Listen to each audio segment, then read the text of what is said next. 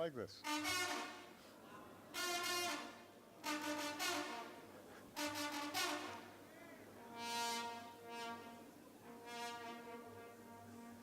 Thank you.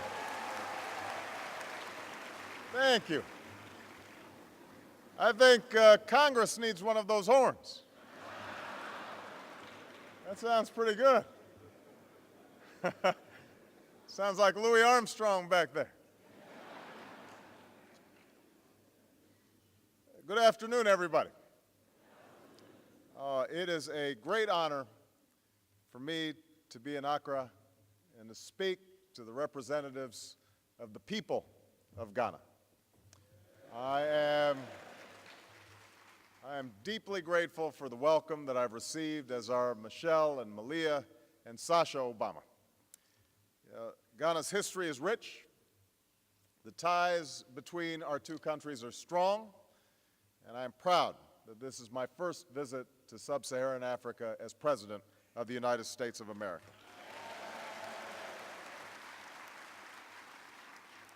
I want to thank Madam Speaker and all the members of the House of Representatives for hosting us today. I want to thank President Mills for his outstanding leadership. To the former presidents, Jerry Rawlings, former President Kafur, Vice President, Chief Justice, thanks to all of you for your extraordinary hospitality and the wonderful institutions that you've built here in Ghana. And I'm speaking to you at the end of a long trip. I began in Russia for a summit between two great powers. I traveled to Italy for a meeting of the world's leading economies. And I've come here to Ghana for a simple reason. The 21st century will be shaped by what happens not just in Rome or Moscow or Washington, but by what happens in Accra as well.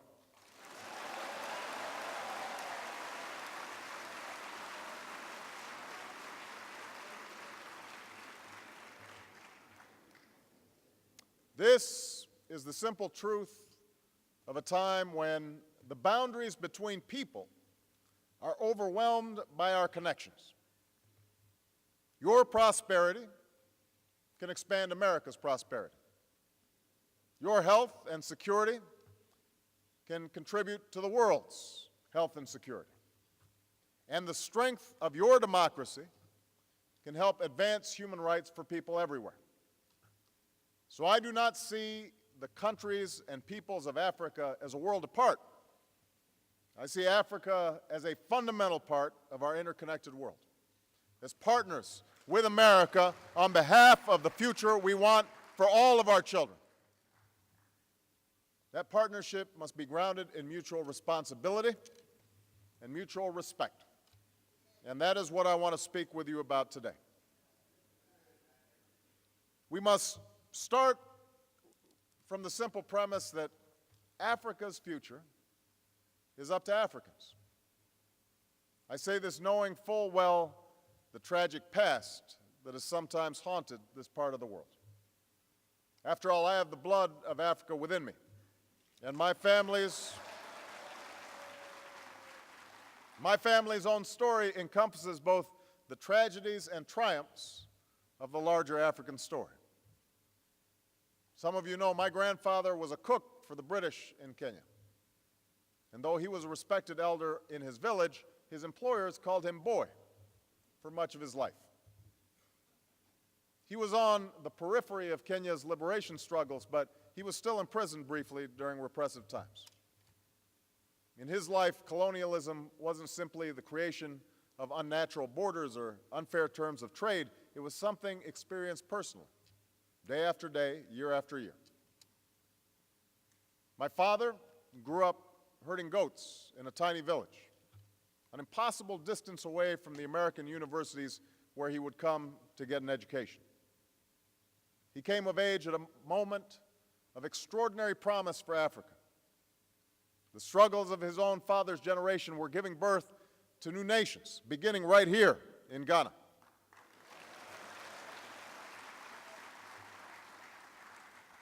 Africans were educating and asserting themselves in new ways, and history was on the move.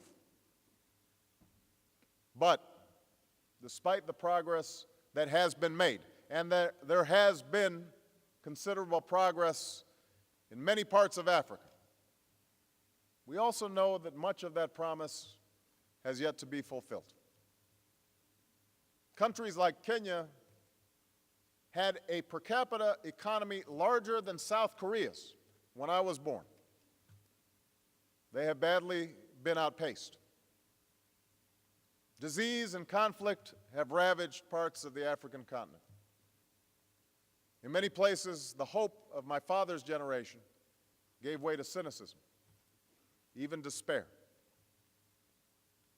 Now, it's easy to point fingers and to pin the blame of these problems on others. Yes, a colonial map that made little sense helped to breed conflict. The West has often approached Africa as a patron or a source of resources rather than a partner. But the West is not responsible for the destruction of the Zimbabwean economy over the last decade,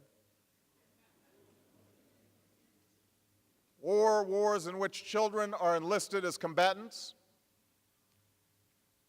In my father's life, it was partly tribalism and patronage and nepotism in an independent Kenya that for a long stretch derailed his career. And we know that this kind of corruption is still a daily fact of life for far too many. Now, we know that's also not the whole story. Here in Ghana, you show us a face of Africa that is too often overlooked by a world that sees only tragedy or a need for charity. The people of Ghana have worked hard to put democracy on a firmer footing, with repeated peaceful transfers of power, even in the wake of closely contested elections.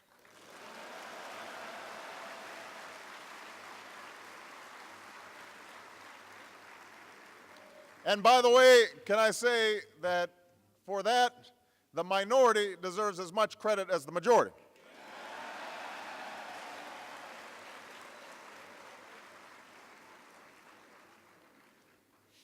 And with improved governance and an emerging civil society, Ghana's economy has shown impressive rates of growth.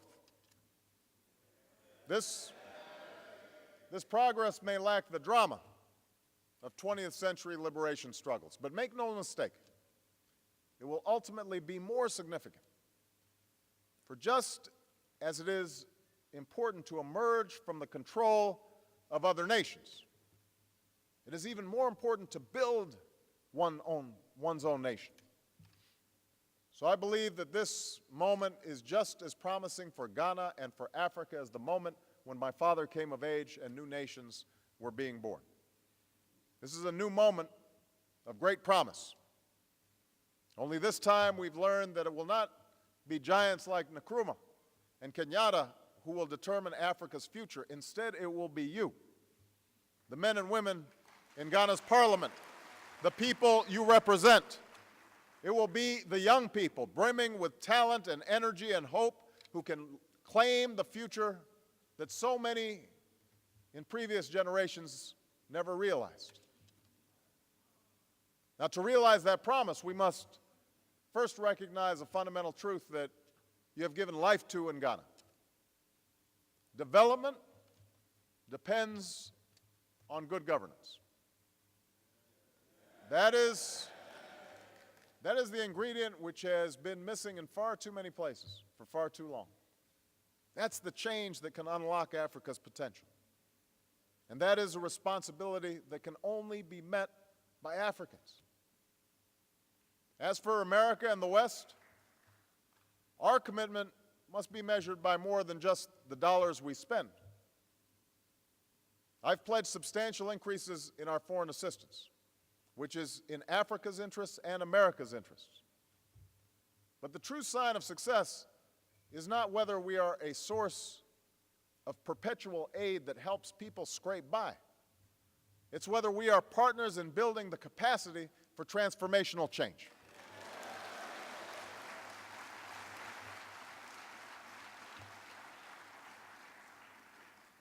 This mutual responsibility must be the foundation of our partnership. And today I will focus on 4 areas that are critical to the future of Africa and the entire developing world: democracy, opportunity, health, and the peaceful resolution of conflict. First, we must support strong and sustainable democratic governments. As I said in Cairo, each nation gives life to democracy in its own way and in line with its own traditions. But history offers a clear verdict. Governments that respect the will of their own people, that govern by consent and not coercion, are more prosperous, they are more stable and more successful than governments that do not. This is about more than just holding elections. It's also about what happens between elections. You know, repression can take many forms, and too many nations, even those that have elections, are plagued by problems that condemn their people to poverty. You know, no country is going to create wealth if its leaders exploit the economy to enrich themselves. Or if police can be bought off by drug traffickers. No business wants to invest in a place where the government skims 20% off the top, or the head of the Port Authority is corrupt. No person wants to live in a society where the rule of law gives way to the rule of brutality and bribery. That is not democracy, that is tyranny, even if occasionally you sprinkle an election in there. And now is the time for that style of governance to end. In the 21st century, capable, reliable, and transparent institutions are the key to success. Strong parliaments, honest police forces, independent judges, an independent press, a vibrant private sector, a civil society. Those are the things that give life to democracy, because that is what matters in people's everyday lives. Now, time and again, Ghanaians have chosen constitutional rule over autocracy and shown a democratic spirit that allows the energy of your people to break through. We see that in leaders who accept defeat graciously. The fact that President Mills' opponents were standing beside him last night to greet me when I came off the plane spoke volumes about Ghana. Victors who resist calls to wield power against the opposition in unfair ways. We see that spirit in courageous journalists like Anas, Arimea Yeo Anas, who risked his life to report the truth. We see it in police like Patience Quay, who helped prosecute the first human trafficker in Ghana. We see it in the young people who are speaking up against patronage and participating in the political process. Across Africa, we've seen countless examples of people taking control of their destiny and making change from the bottom up.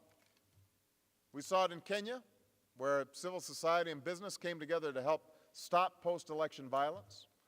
We saw it in South Africa, where over 3/4 of the country voted in the recent election, the 4th since the end of apartheid. We saw it in Zimbabwe, where the election support network braved brutal repression to stand up for the principle that a person's vote is their sacred right. Now, make no mistake, history is on the side of these brave Africans, not with those who use coups or change constitutions to stay in power.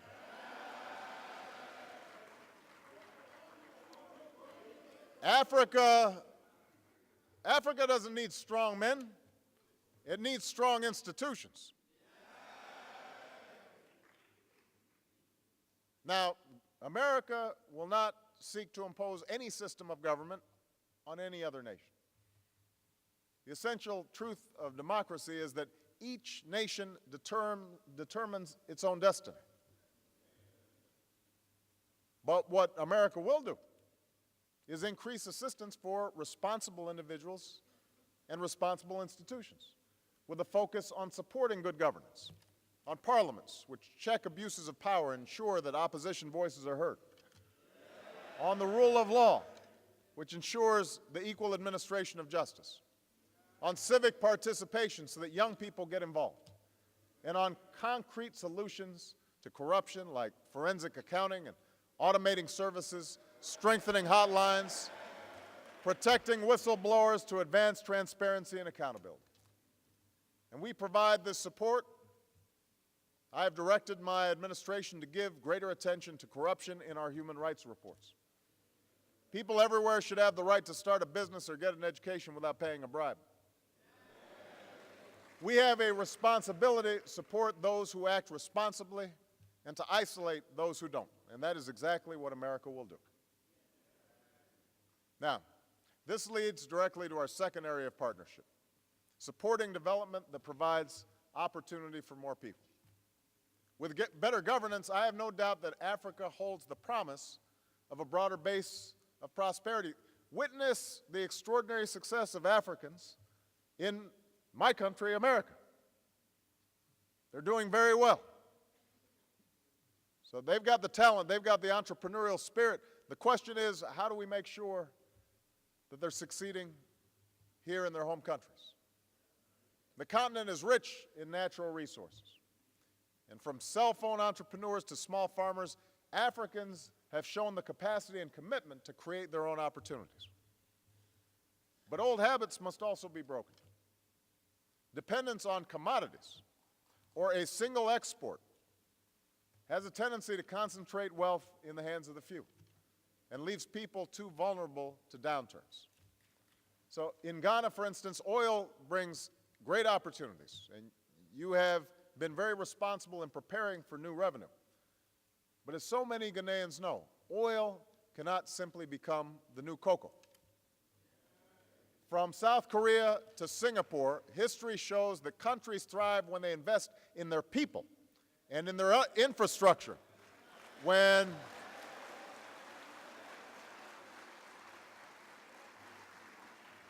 they promote multiple export industries, develop a skilled workforce, and create space for small and medium-sized businesses that create jobs.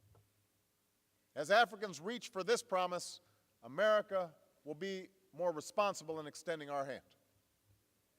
By cutting costs that go to Western consultants and administration, we want to put more resources in the hands of those who need it, while training people to do more for themselves.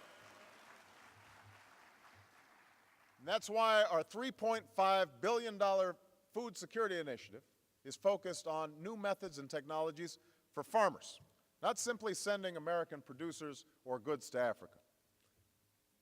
Aid is not an end in itself. The purpose of foreign assistance must be creating the conditions where it's no longer needed. I want to see Ghanaians not only self-sufficient in food, I want to see you exporting food to other countries and earning money. You can do that. Now, America can also do more to promote trade and investment. Wealthy nations must open our doors to goods and services from Africa in a meaningful way. That will be a commitment of my administration. And where there is good governance, we can broaden prosperity through public-private partnerships that invest in better roads and electricity, capacity building that trains people to grow a business, financial services that reach not just the cities, but also the poor and rural areas. This is also in our own interests. For if people are lifted out of poverty and wealth is created in Africa, guess what? New markets will open up for our own goods. So it's good for both. Now, one area that holds out both undeniable peril and extraordinary promise is energy.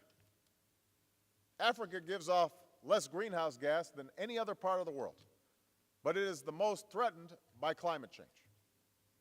A warming planet will spread disease, shrink water resources, and deplete crops, creating conditions that produce more famine and more conflict.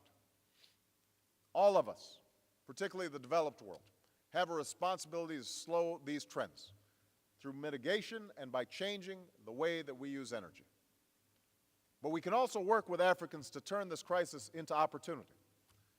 Together we can partner on behalf of our planet and prosperity and help countries increase access to power while skipping, leapfrogging the dirtier phase of development.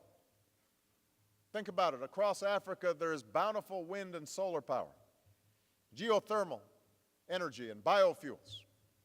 From the Rift Valley to the North African deserts, from the western coasts to South Africa's crops, Africa's boundless natural gifts can generate its own power while exporting profitable, clean energy abroad.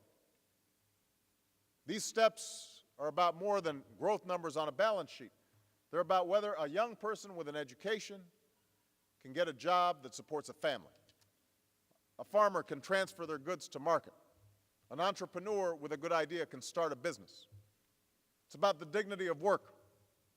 It's about the opportunity that must exist for Africans in the 21st century. Now, just as governance is vital to opportunity, it's also critical to the third area I want to talk about, strengthening public health. In recent years, enormous progress has been made in parts of Africa. Far more people are living productively with HIV/AIDS and getting the drugs they need. I just saw a wonderful clinic and hospital that is focused particularly on maternal health. But too many still die from diseases that shouldn't kill them. When children are being killed because of a mosquito bite, and mothers are dying in childbirth, then we know that more progress must be made. Yet, because of incentives, often provided by donor nations, many African doctors and nurses go overseas or work for programs that focus on a single disease. And this creates gaps in primary care and basic prevention. Meanwhile, individual Africans also have to make responsible choices that prevent the spread of disease while promoting public health in their communities and countries. So across Africa, we see examples of people tackling these problems.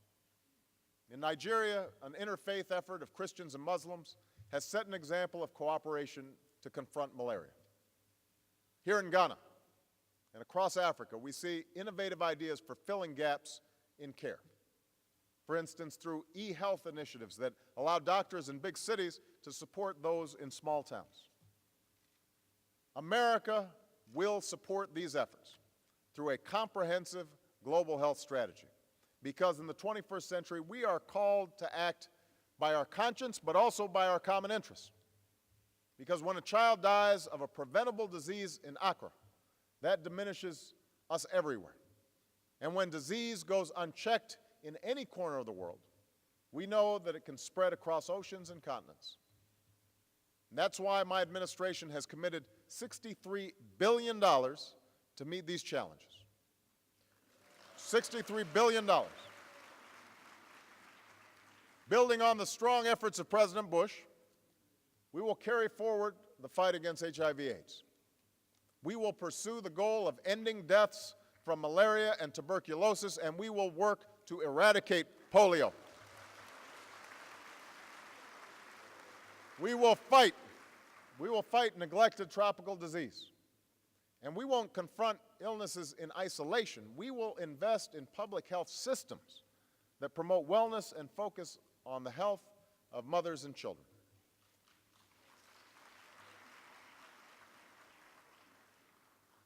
Now, as we partner on behalf of a healthier future, we must also stop the destruction that comes not from illness, but from human beings. And so the final area that I will address is conflict. Let me be clear. Africa is not the crude caricature of a continent at perpetual war. But, if we are honest, for far too many Africans, conflict is a part of life, as constant as the sun. There are wars over land and wars over resources. And it is still far too easy for those without conscience to manipulate whole communities into fighting among faiths and tribes. These conflicts are a millstone around Africa's neck. Now, we all have many identities of tribe and ethnicity, of religion and nationality, but defining oneself in opposition to someone who belongs to a different tribe or who worships a different prophet has no place in the 21st century.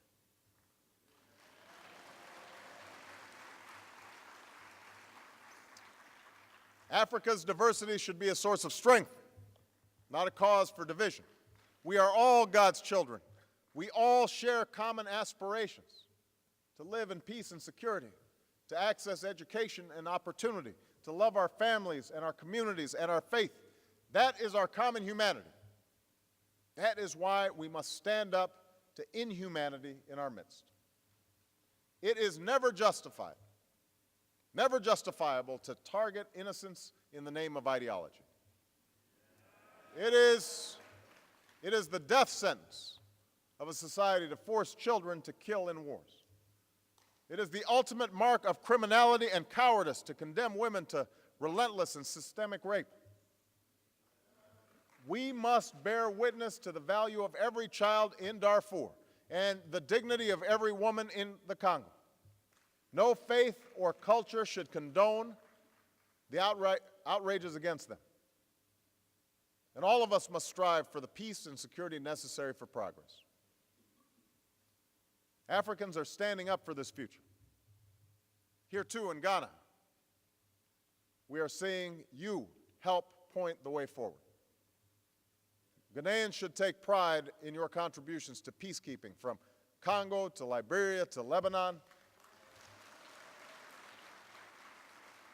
and your efforts to resist the scourge of the drug trade.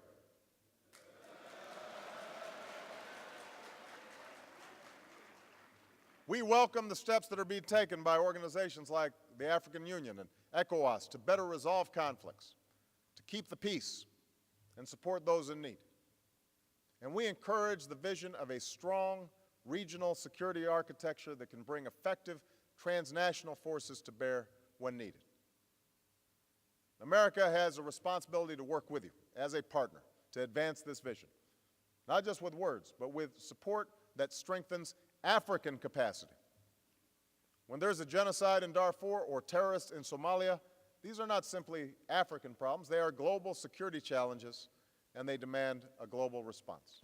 And that's why we stand ready to partner through diplomacy and technical assistance and logistical support, and we will stand behind efforts to hold war criminals accountable. And let me be clear, our Africa Command is focused not on establishing a foothold in the continent, but on confronting these common challenges to advance the security of America, Africa, and the world.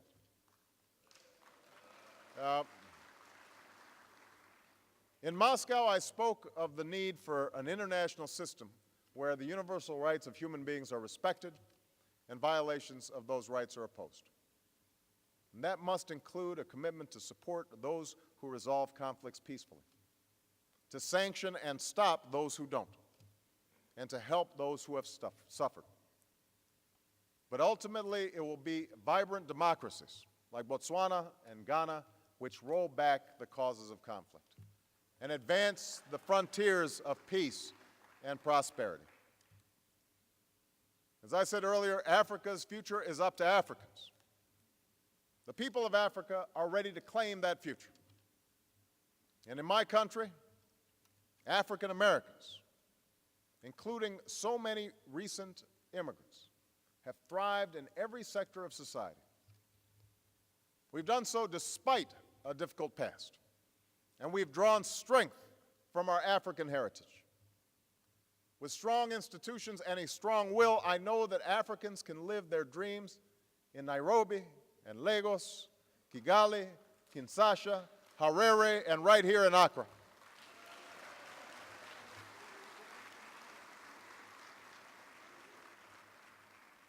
You know, 52 years ago, the eyes of the world were on Ghana. And a young preacher named Martin Luther King traveled here to Accra to watch the Union Jack come down and the Ghanaian flag go up. This was before the March on Washington or the success of the civil rights movement in my country. And Dr. King was asked how he felt while watching the birth of a nation. And he said, "It renews my conviction in the ultimate triumph of justice. Now that triumph must be won once more, and it must be won by you."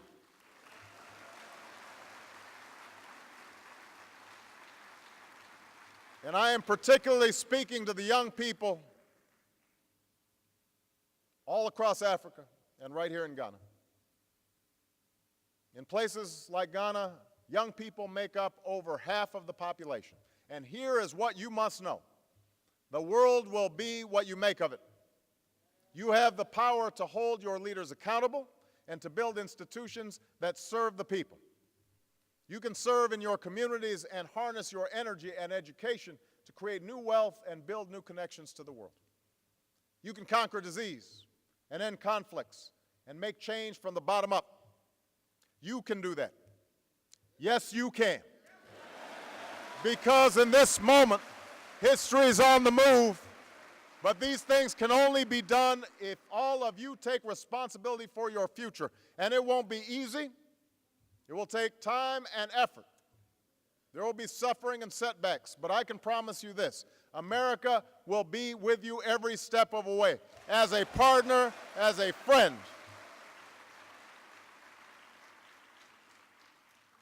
Opportunity won't come from any other place, though.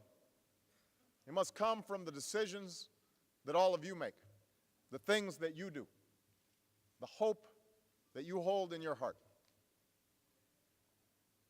Ghana, freedom is your inheritance. Now it is your responsibility to build upon freedom's foundation. And if you do, we will look back years from now to places like Accra and say, this was the time when the promise was realized. This was the moment when prosperity was forged, when pain was overcome, and a new era of progress began. This can be the time when we witness the triumph of justice once more. Yes, we can. Thank you very much. God bless you. Thank you.